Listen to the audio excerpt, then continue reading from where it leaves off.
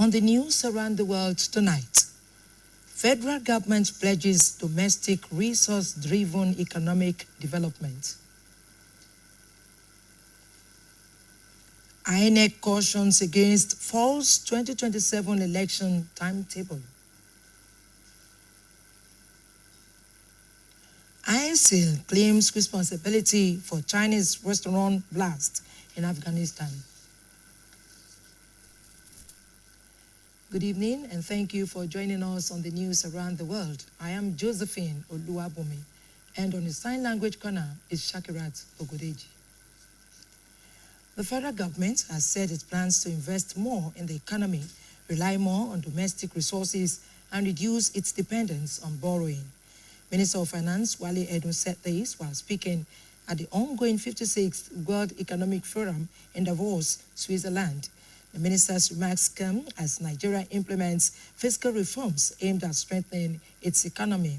Edun emphasized the need to focus on revenue generation. The minister added that while the country could access international bond markets if necessary, the government's priority is to mobilize its own resources. He outlined the government's efforts to raise tax revenue and strengthen fiscal sustainability amidst mounting global economic pressures. Edun also highlighted strategies aimed at reducing borrowing while expanding revenue generation. The minister also noted that Nigeria remains open to international capital markets if needed, but domestic reforms are central to the government's fiscal policy.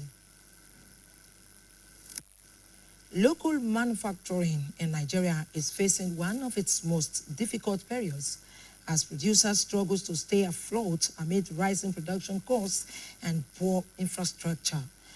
Across the sector, many manufacturers are now caught between maintaining product quality and simply surviving in an economy that continues to exert pressure on local production.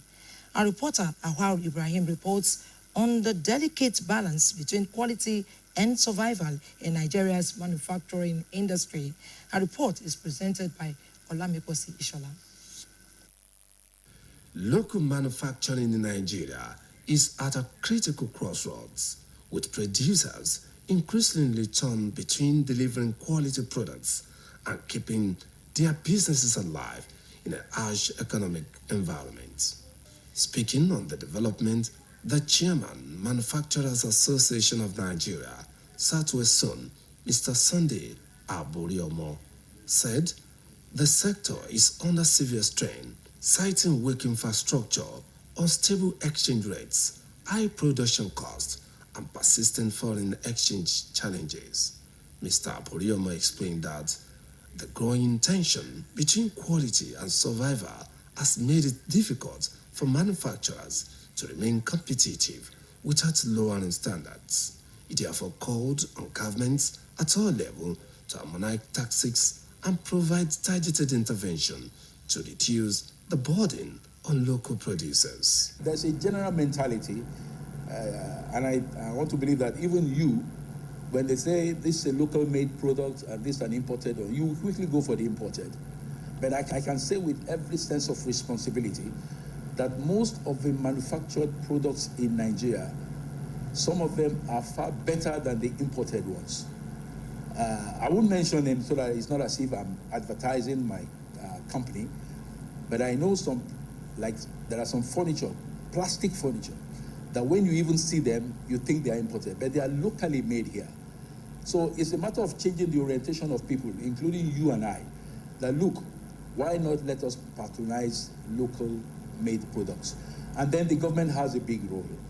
Also reacting, finance consultant and investment expert Chief Abiola Ali insisted that although profit is essential for business sustainability.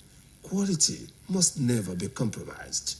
Chief Ali warned that cutting production costs at the expense of quality could pose serious risks to consumers and undermine confidence in Nigerian-made products. He added that modest price adjustments may be a safe alternative than producing standard goods, stressing that quality goes beyond physical appearance but central to sustainability, consumer safety, and long-term business growth. So for subnational in Africa, and that's talking about African Continental Free Trade Area. What that means is that because Oyo State government has launched after implementation strategy last year, the strategy for implementing it has started, and what the people need to is so keen. It will encourage people to produce more because you now have a market. Why you keep? There are two reasons why you keep you reduce your production. One is that you are looking, maybe you don't have market to sell the products. That's number one. Number two is that you don't have the wherewithal in terms of finance to continue to produce. But Oyo State government has done something, as opened the space, opened the market space throughout Africa for people to produce here to be able to sell their products to all parts of Africa.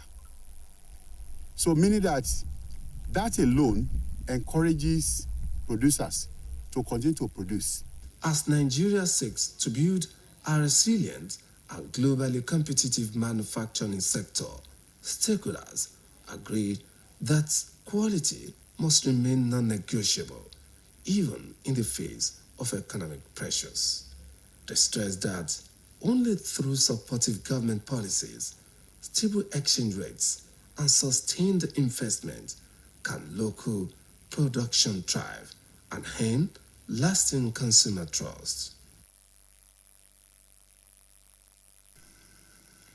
The federal government has announced the commencement of applications for the 2026 Petroleum Technology Development Fund Overseas Scholarship Scheme.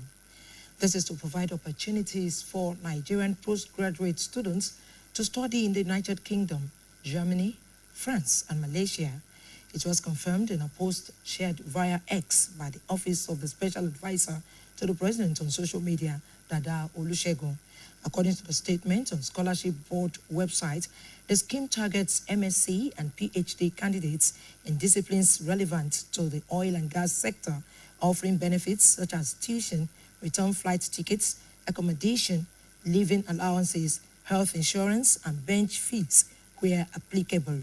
The agency emphasized that the scholarships are highly competitive.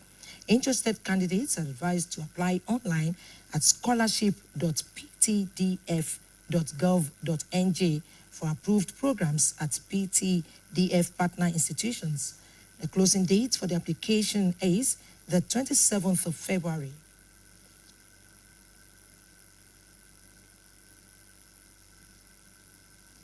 The Independent National Electoral Commission has warned the public to disregard a false article circulating online claiming the Commission has released the timetable for the 2027 general elections. In a statement on Tuesday via its official channels, INEC described the information as not authentic and should be disregarded in its entirety, stressing that it has not released any official timetable, schedule of activities, or dates for the 2027 general elections. The Commission urged Nigerians, political parties, civil society groups, and all stakeholders to rely only on verified INEC channels for official updates, including its website and official press statements. Meanwhile, INEC has commenced the distribution of permanent voter cards ahead of the February 21 area council elections in the Federal Capital Territory. Eligible voters are to collect their PVCs at their respective registration areas, wards, from January 22 to January 26 between 9 a.m. and 3 p.m. daily. Voters unable to collect their PVCs during this period may do so later at the INEC area council offices across the FCT. We shall now take a short commercial break. Please stay with us.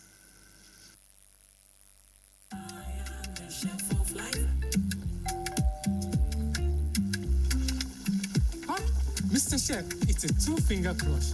Pass with the chicken and all purpose.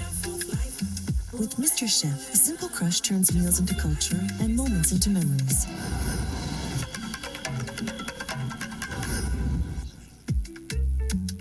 This is the true taste of home. And culture. Chef of life. Win your share of 3 billion naira. Become one of 10 millionaires weekly. Or win a chance to see Real Madrid live. 3 SUVs to be won. Buy any Nivea 400 ml promo product, scratch and dial to enter.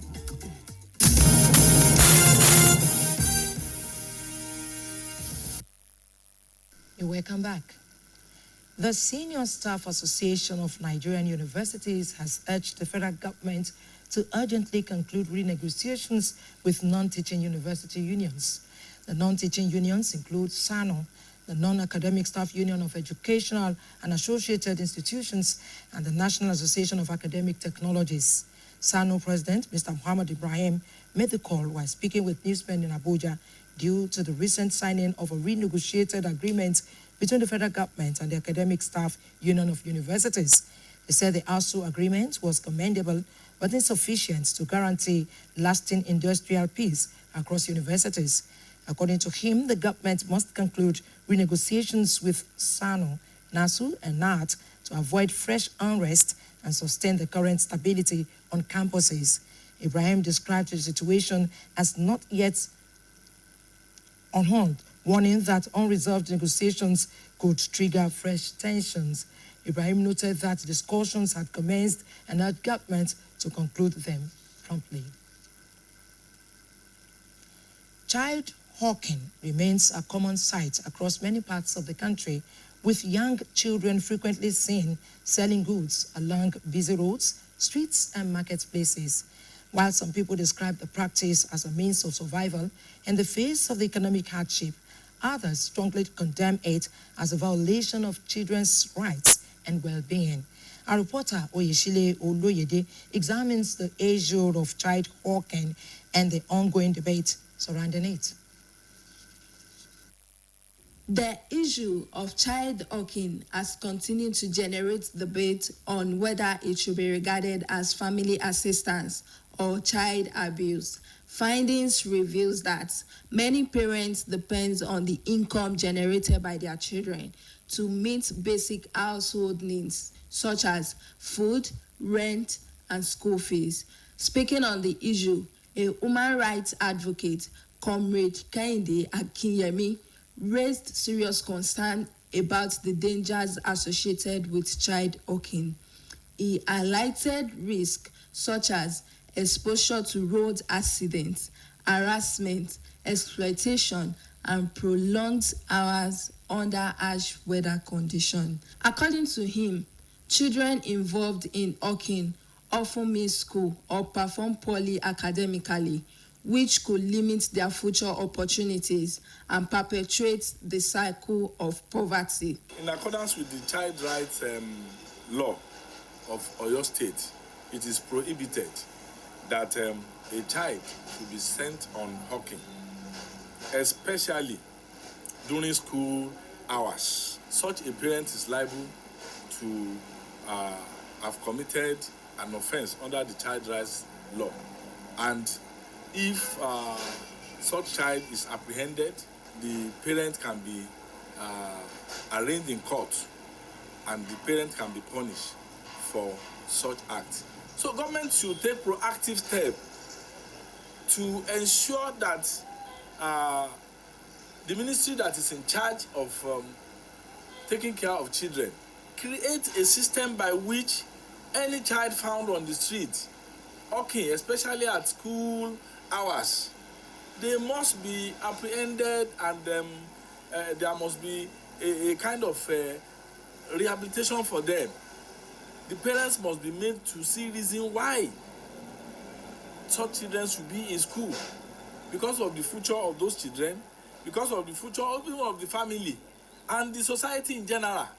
Contributing to this debate, the National Coordinator Concerned Parents and Educators Initiative, Mrs. Kemi Koliowo, emphasized that children's safety, education, and development must not be compromised under any circumstance. She called on authorities and relevant organizations to strengthen social support system for vulnerable families, increase public awareness, and enforce existing child protection laws. Mrs. Koliowo also stressed the importance of collaborative efforts involving parents, communities, and government agencies to address the root causes of child hawking and reduce its prevalence. If you look at the ages of these children that are being pushed out to hawk, you'll be amazed. Some of them are just 5 years old. Some of them are 6 years old. Appa, what is it? What economic gain do you want to have from those children hawking? What precisely are you putting on their heads? Some of the things that you are, burdening them with. When you calculate the amount in terms of how much, of whatever weight they are putting on their head and they're going about, it doesn't really make sense. You need to weigh it up. It's advantageous when you can protect your child and don't put all the burdens. You brought these children into the world. Find a way of taking care of them, economically, rather than pushing them into the society that is so unsafe out there. Child hawking presents a complex social challenge that requires balanced and sustainable solutions. Oyeshile Oloyede, BCOS News. The Coalition of Magistrates, Presidents of Grade A Customary Courts and Legal Research Officers in Ondo State have called off their 2 weeks industrial action over judicial autonomy and improved welfare. Judicial activities were grounded across the state following the strike action. They lamented that its members have been subjected to persistent denial of several welfare entitlements, including the provision of official vehicles, improved allowances, and other essential support necessary for the effective discharge of their duties. Recall that the judicial officers locked against what they described as the continued lip service by the state executive to the issue of financial autonomy for the judiciary.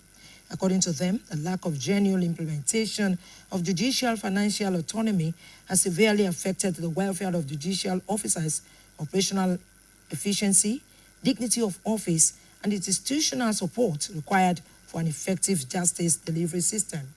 Meanwhile, the suspension of the strike action was contained in a statement jointly signed by the leaders of the coalition, Mrs. O. Edwin, Mr. Degun Rotiba, and Mrs. Agbomola. According to the coalition, the decision was taken after a series of meetings and engagements with the executive arm of government over their immediate demands and the long-standing issue of financial autonomy for the Ondo State Judiciary. They explained in a statement that the discussions involved all key stakeholders, including the coalition, the Judiciary Staff Union of Nigeria, JUSON, and government representatives. The chairman and chief executive officer of the National Drug Law Enforcement Agency, retired General Uba Marwa, has said the agency has arrested no fewer than 77,792 drug offenders and seized about 14,847 kilograms of assorted illicit drugs in the last 5 years. Marwa disclosed this today in Abuja during the NDLEA Commands Awards and Commendations Ceremony, where outstanding commands and personnel of the agency were honored for their performance over the past years. According to him, the seizures significantly disrupted local and transnational drug trafficking networks, sending a clear message that Nigeria is no longer a safe haven for illicit drug enterprises. He said the agency also arrested 128 identified drug barons who played central roles in major trafficking operations across the country, noting that the successes were the result of deliberate reforms aimed at repositioning the NDLEA for effective service delivery. Marwa explained that over the period under review, the agency secured 14,225 convictions, strengthening deterrence and reinforcing the consequences of drug-related crimes. Beyond enforcement, it said the NDLEA intensified efforts at drug demand reduction, revealing that 32,442 drug users benefited from counseling, treatment, and rehabilitation programs nationwide. He added that the agency conducted 13,735 sensitization activities under its War Against Drug Abuse campaign across schools, markets, motor parks, workplaces, worship centers, and communities to curb substance abuse and promote preventive awareness. Former Minister of Petroleum Resources, Desiani Alison Madueke, has appeared before the Southwark Crown Court in London, United Kingdom, for the preliminary hearing of a trial premised on bribery charges. Alison Madueke, who was in office from 2010 to 2015, was the first woman oil minister in Nigeria and the first female president of the Global Oil Cartel Organization of Petroleum Exporting Countries, OPEC. The case was listed in the cause list for Court 8 before Justice Thornton on Monday. Alison Madueke was in court for the preliminary hearing ahead of her full trial, scheduled to commence on January 26, 2026. Preliminary proceedings, including technical matters and jury selection, began this week with Alison Madueke in attendance. The 65-year-old has been on bail since she was first arrested in London in October 2015. She has denied 6 charges against her. She was formally charged in 2023 by the UK's National Crime Agency with offences of accepting bribes between 2011 to 2015. Operatives of the Department of State Services, DSS, have arrested the Attorney General of the Federation and Minister of Justice, Abubakar Malami. His arrest was revealed to border on fresh allegations of terrorism financing. Security forces say Malami, who is standing trial before a federal high court on allegations of money laundering, was taken into custody by security operatives shortly after his release from the Kuje Correctional Center, Abuja. The source disclosed that DSS operatives picked him up immediately after he exited the facility. Officials of the Nigerian Correctional Service confirmed that Malami was released after perfecting his bail conditions. Troops of Operation Handikai have uncovered an underground Boko Haram logistics storage facility stocked with medical supplies, fuel, and other critical materials after overrunning several terrorist enclaves in the Timbuktu Triangle area of Borno State. The discovery followed a series of coordinated intelligence-led offensives conducted across Chilaria, Garin Farouk, and Abirma, during which the troops also repelled multiple drone attacks launched by the terrorists. The media information officer of the Joint Task Force Northeast Operation Handikai, Lieutenant Colonel Ubasani, disclosed this in a statement. According to Sani, the operation carried out under Operation Desert Sani resulted in the destruction of several terrorist camps and significantly degraded the logistical and operational capabilities of Boko Haram and ISWAP elements operating in the axis. Sani explained that the operation was supported by the air components of Operation Handikai, which provided persistent intelligence, surveillance, and reconnaissance coverage throughout the advance. He added that during the clearance operations, troops recovered several items of military significance, and despite sustained engagements, troop fighting efficiency continued to be maintained. Many construction workers were today trapped, while others sustained varying degrees of injuries after a 2-story building under construction collapsed along the busy Oyemekun Road in Akure, the Ondo State capital. As at the time of filing this report, it was unclear whether the incident resulted in any fatalities. Eyewitnesses told newsmen that the workers were on site carrying out construction work when the building suddenly caved in at about 3:30 p.m. Following the collapse, sympathizers and passers-by reportedly trooped to the scene to assist in rescuing those trapped beneath the rubble as emergency response efforts commenced. Rescue operations were still ongoing, while relevant authorities were expected to provide further details. At least 6 persons, mostly students returning to school, have been confirmed dead following a boat mishap at Buruku Crossing in Buruku local government area of Benue State. Several others are also still missing after the wooden boat conveying passengers across the river sank late Monday night. Sources in the area said the tragedy occurred around 11 p.m. while the ill-fated boat was en route to the Buruku end of the river.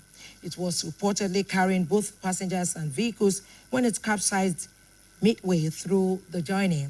The Commissioner for Marine and Blue Economy, Mr. Dennis Yagbuya, said he received the news with grave concern and deep distress, describing it as a painful reminder of the dangers posed by unsafe, unregulated inland water transport. In a statement issued by his media aide, Loben Gena, the commissioner extended his sympathy to the families of the victims and the Buruku community. Yagbuya disclosed that a full-scale investigation has been launched to determine both the immediate and remote causes of the accident. He added that the ministry has mobilized relevant stakeholders to intensify rescue and recovery operations. In traditional African society, child upbringing was largely a shared responsibility between the father and the mother. However, changing social realities have led to a steady rise in single-parent households, with single mothers bearing the greater share of the burden. Abimbola Ashawande reports. Is presented by Olamikosi Ishola. Single mother continues to pose serious social and economic challenges as many women struggle to raise their children without adequate support. Speaking with BCOS News, a counseling psychologist, Mr. Afis Akintude, said single motherhood often comes with stigmatization, psychological pressure, and financial strain. Mr. Akintude explained that society frequently labels single mothers unfairly, leading to depression, anxiety, and social isolation. He noted that many women become single mothers due to circumstances beyond their control, adding that the financial responsibility placed solely on one parent makes it difficult to meet children's basic needs, while balancing work and childcare further increases stress and exhaustion. When we look at our society, there are different reasons why a lady or a young girl can become a single mother. In fact, it happens among the young ones, among the elderly ones. When an husband dies and the woman decides not to remarry, she becomes a single mother. Among the young ones, we have young ones that they are not promiscuous, like they are not badly raised girls. But with the fate of life, suddenly they become a single mother. Now, the society that we live in stigmatize them, they label them. They see them as people who are bad, who are promiscuous, and who has gone to do what they're supposed to be doing. And by doing so, they start to label them and call them names that are not good to be called. According to him, recent cases of broken marriages, unplanned pregnancies among younger people, and the death of spouses are major factors contributing to the increase in single motherhood. In our own submission, the National Coordinator Concerned Parents and Educators Initiative, Mrs. Kemi Kolio, said single parenthood often comes with financial strain, emotional pressure, and challenges in disciplining the children. She explained that raising a child without a partner places enormous responsibility on one parent, especially in providing basic needs and ensuring emotional stability. So single motherhood is not a situation where a lot of women find themselves, or a lot of fathers find them, and men find themselves. So taking care of a child economically is very challenging, just on your own, unless you have people that are around that can support you. And in terms of discipline, it is challenging as well, because a child is like, oh, Tibi is my mom, you know, I can do a lot of stuff. And we've had reports that children that are brought up from broken homes, because definitely that home was broken, for the children to be living with their mother or to be living with their father, that they become problematic in the society. Not all of them, please don't get me wrong, but most of them. And there's no way a child will be problematic and the mother will be happy. Mrs. Colliowo noted that children raised in single-parent homes may sometimes face psychological and social challenges, explaining that the absence of a father or mother figure can affect mentorship and discipline, although not all children from such homes turn out negatively. Both stakeholders, however, emphasized that society must stop stigmatizing single mothers, noting that many women find themselves in such situations due to abuse, separation, or other circumstances beyond their control. They further agreed that while single mother comes with significant challenges, improved societal support, economic empowerment, counseling services, and acceptance can help reduce the burden on single mothers and improve outcomes for their children.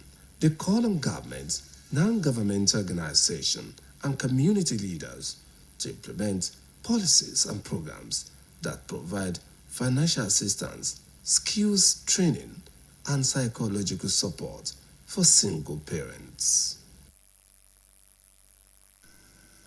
A 300-level student of Ibrahim Badamasi Babangida University, Lapai, Able, Niger State, Kelvin Dalami, has committed suicide.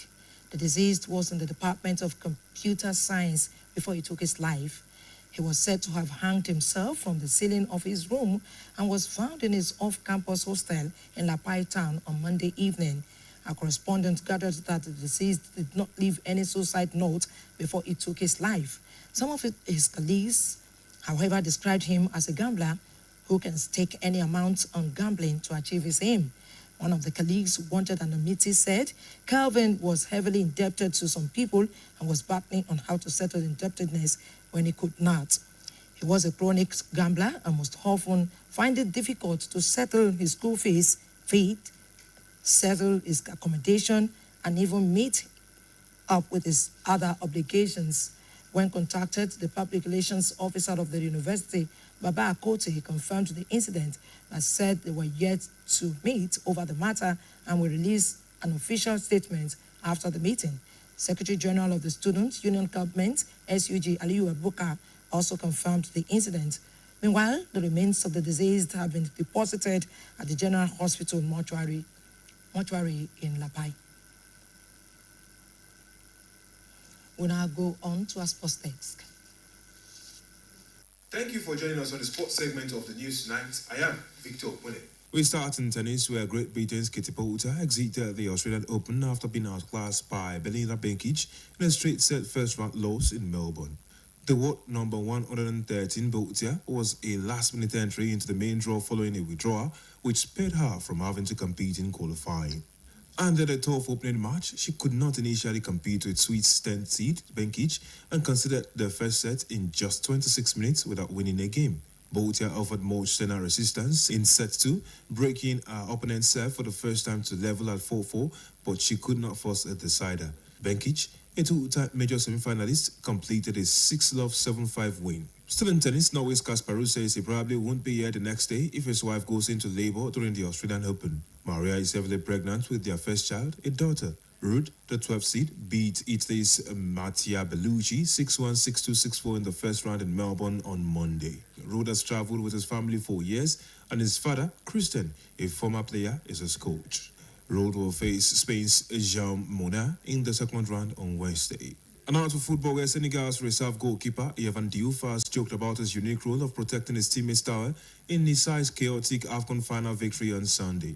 The 26-year-old Diouf was an unused substitute during the final in Rabat, but played a key role in Senegal's second continental triumph in 5 years amid extraordinary circumstances. In the torrential conditions, ex-Chelsea goalkeeper Mendy was regularly required to dry his gloves. It was a task that was made much harder by Morocco repeatedly trying to discard the 33-year-old's towel, a tactic they were also seen to deploy in the semi-final against Nigeria.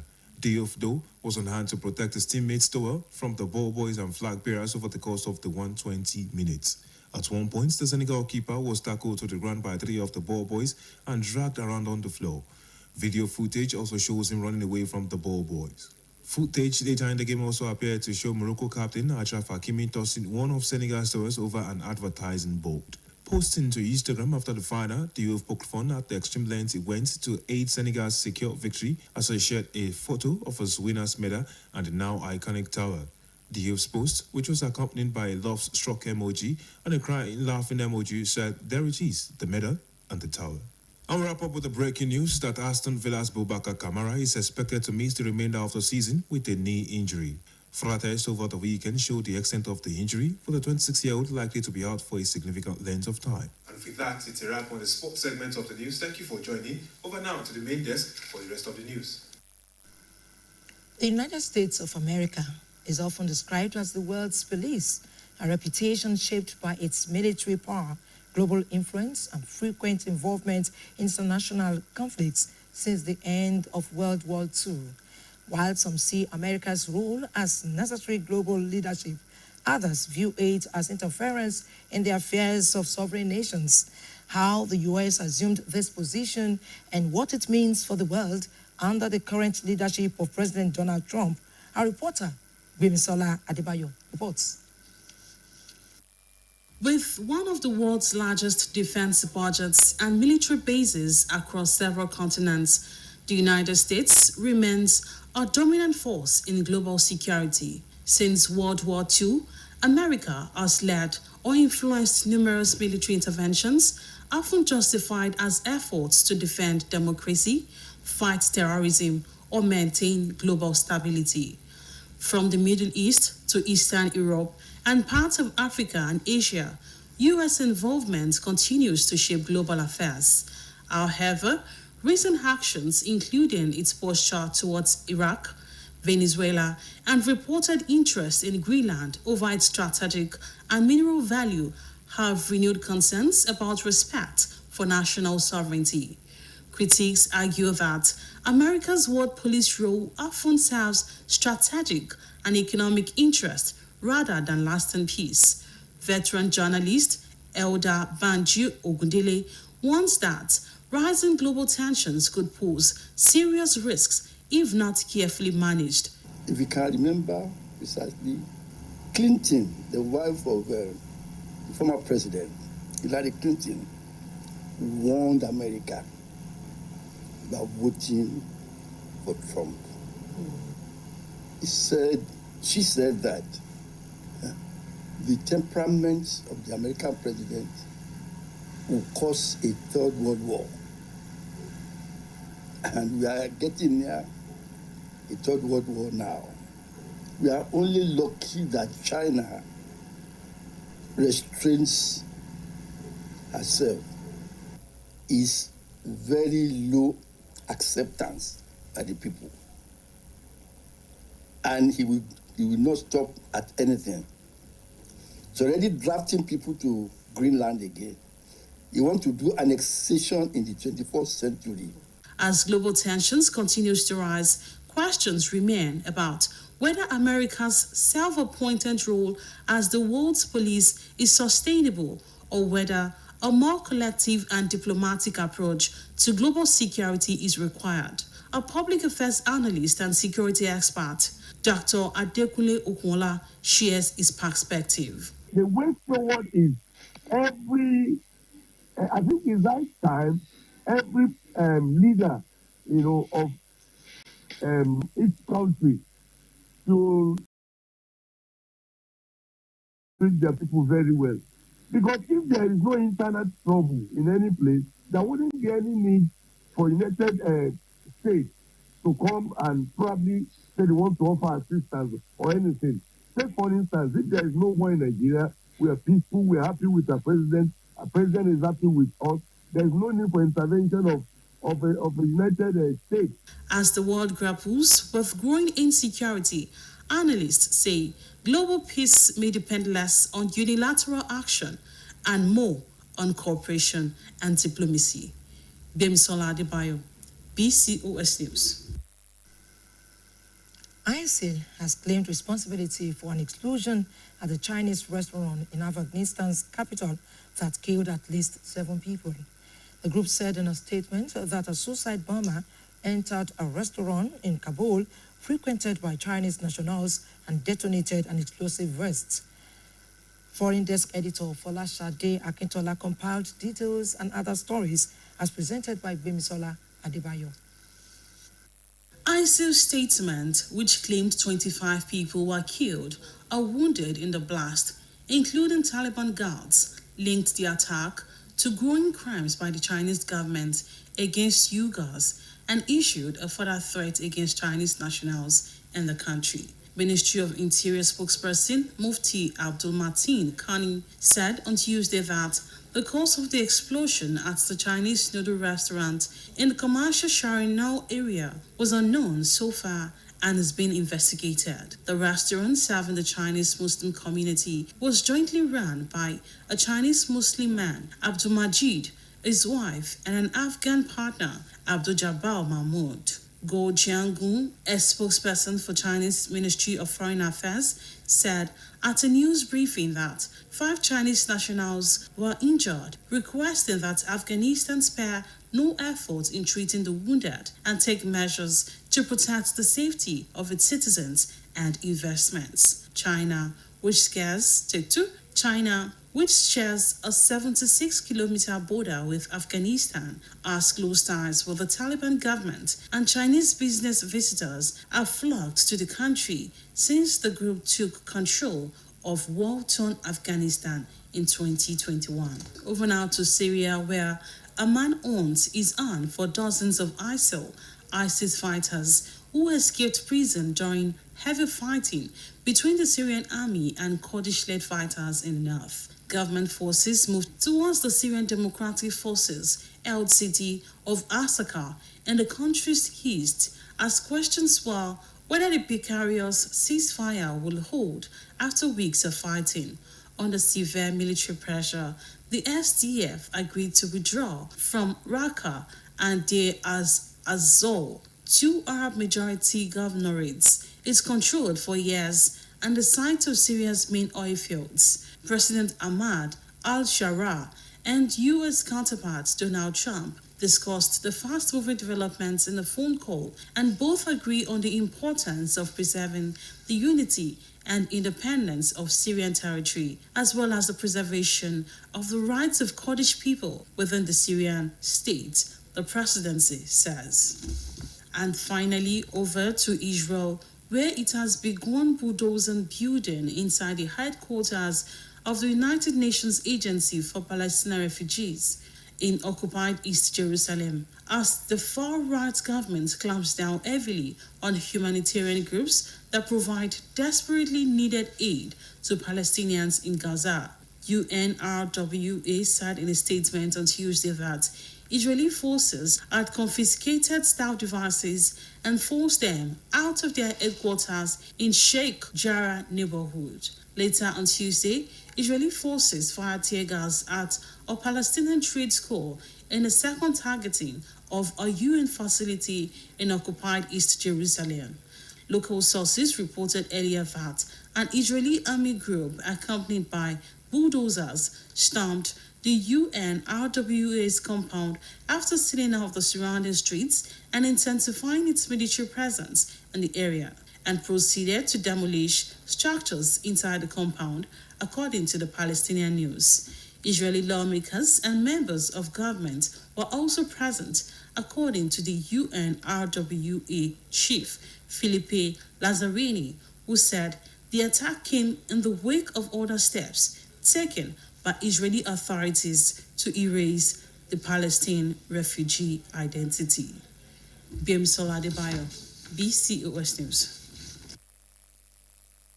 To end the news around the world, here again are the main points. The federal government has said it plans to invest more in the economy, rely more on domestic resources, and reduce its dependence on borrowing.